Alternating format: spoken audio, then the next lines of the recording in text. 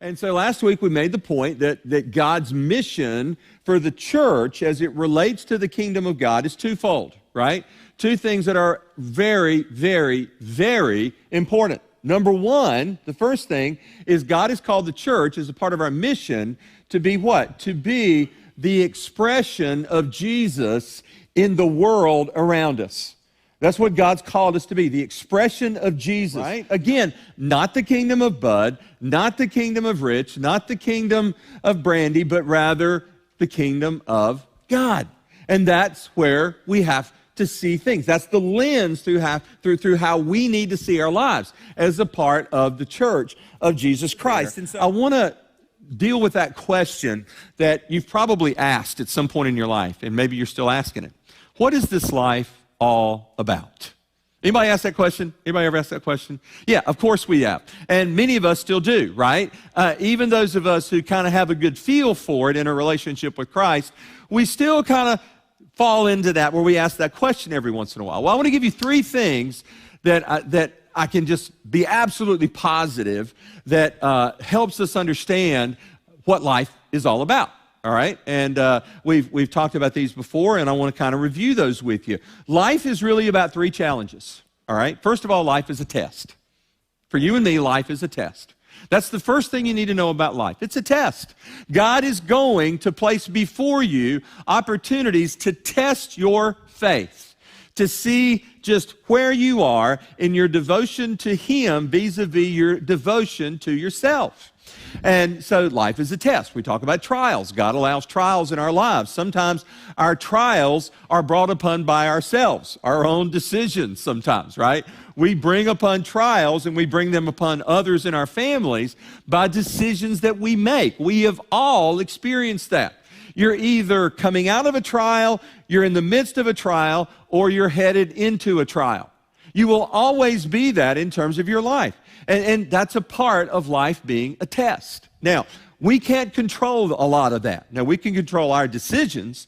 We can't control the decisions of others. A lot of things that we go through that are trials, we just have to go through them. We can't control them, right? We kind of have that popular philosophical statement that shows that you're really a wise person if you use this a lot.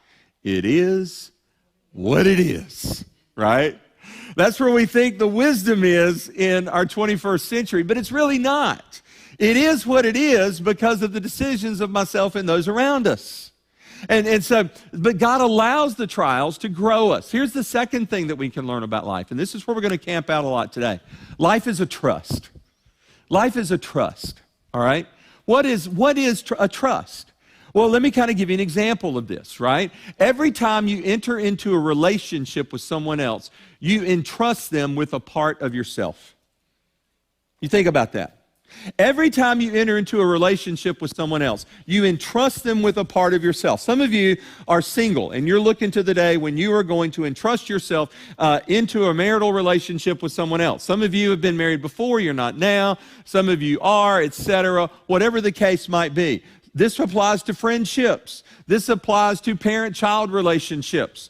But when you enter into a relationship, you entrust at least a part of yourself to that other person. And so a trust is just that. And the point we're going to talk about today, we're going to dive into this, is that God has given you a trust. He has entrusted you with something that He wants you to do something with. And the way you handle that is going to dictate the way that you spend eternity. Not about your destination in eternity. The Bible is clear that your destination in eternity is determined by whether or not you accept Jesus' gift of salvation. That has everything to do with faith on you. It's what God has already done, not what I can do. But once that occurs, God says that the way we spend eternity is going to be determined by the way we live our life in this earth, in this world, in this life, right? The third thing about life, not only is it a test, not only is it a trust, this is the part that we really can't control. It's a temporary assignment. It's a temporary assignment. You see, all of us have a birth year, okay? Me, 1960. 1960. And then there is a hyphen beside the 1960. And then one day the rest of the equation is going to be filled in with another 4-digit code representative of the year that this body just gives out. Does that make sense? And the thing about it is, we think about that, we think about the birth year, we think about the year of death, and we forget that the hyphen is where it's all at. It's in the hyphen. It's in the hyphen where everything that really matters with your life is defined.